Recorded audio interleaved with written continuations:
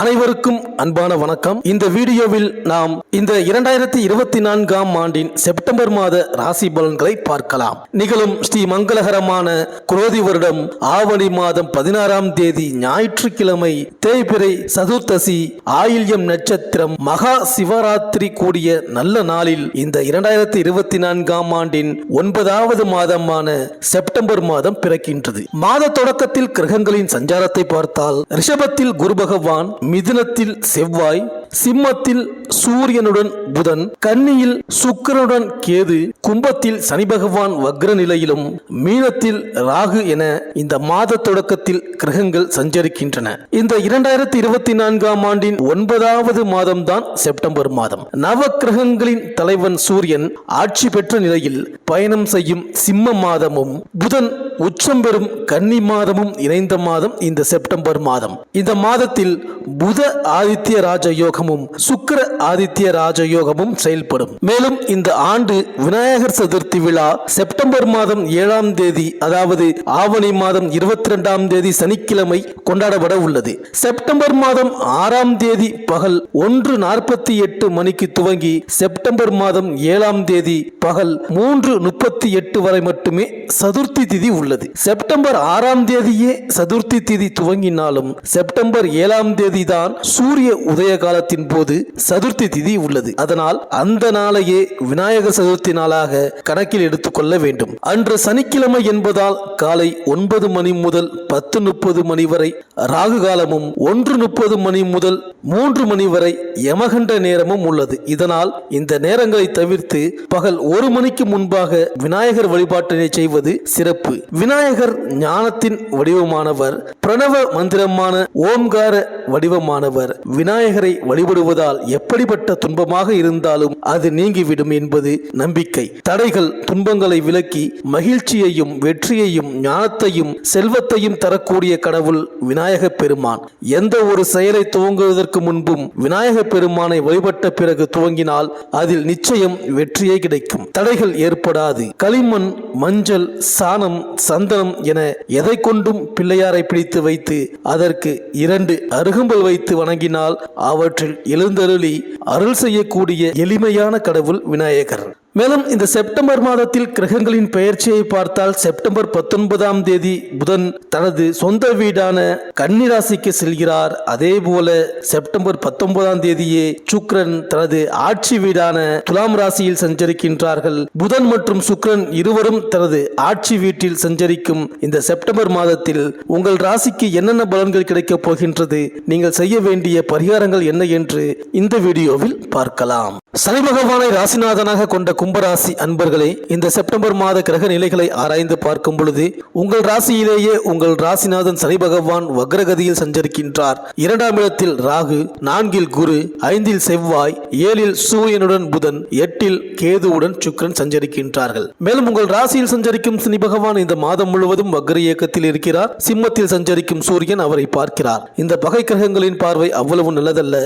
மனக்குழப்பத்தை அதிகரிக்க செய்யும். விரயங்கள் கூடுதலாக இருக்கும். ஆரோக்கிய தொல்லை ஒருபுறம், அடுத்தவர் நலன் கருதி எடுத்த முயற்சிகளில் வீண் பழிகள் மற்றொரு புறம், இதுபோன்ற சிக்கல்கள் உருவாகலாம். எதையும் திட்டமிட்டு செய்ய இயலாது. உத்தியோகத்தில் உள்ளவர்களுக்கு மேல் அதிகாரிகள் கூடுதல் பொறுப்புகளை கொடுத்து சோதிப்பார்கள்.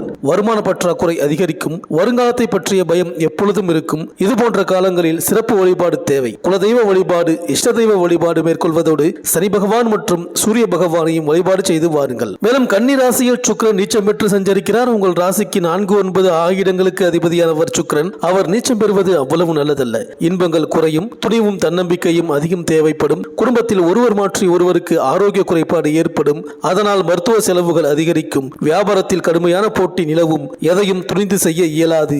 உத்தியோகத்தில் மேல் அதிகாரிகளின் கெடுபிடியும்.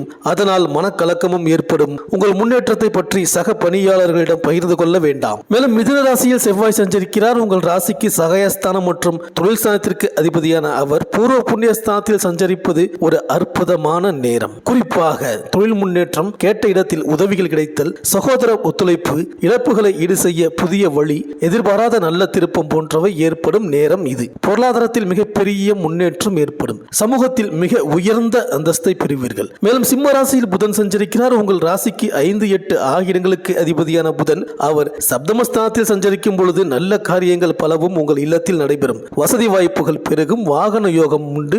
மாமன் மைத்துனர் வழியில் இருந்த மனக்கசப்பு மாறும். வெளிநாட்டில் இருந்து தாய்நாடு வர முடியாமலும் தாய்நாட்டில் இருந்து வெளிநாடு செல்ல முடியாமலும் இருந்தவர்களுக்கு இப்பொழுது அந்த முயற்சி நிறைவேறும். குடும்பத்தில் ஒன்றுக்கு மேற்பட்டவர்களுக்கு வேலைவாய்ப்பு கிடைப்பதும் அதன் மூலம் உதிரி வருமானங்களும் உண்டு. பொது வாழ்வில் உள்ளவர்களுக்கு மேலிடத்து ஆதரவு திருப்தியாக இருக்கும். வியாபாரம் தொழில் செய்பவர்களுக்கு ஒரு தொகை செலவழிந்த பின்னரே அடுத்த தொகை கரங்களில் புரளும். உத்தியோகத்தில் உள்ளவர்களுக்கு பணிச்சுமையும் மனச்சுமையும் அதிகரிக்கும். கலைஞர்களுக்கு தன்னம்பிக்கை தக்க பலன் தரும். மாணவ மாணவிகளுக்கு மேற்படிப்பு சம்பந்தமாக நீங்கள் எடுத்த முடிவு பலன் தரும். பெண்களுக்கு நினைத்தது நிறைவேறி நிம்மதி கிடைக்கும்.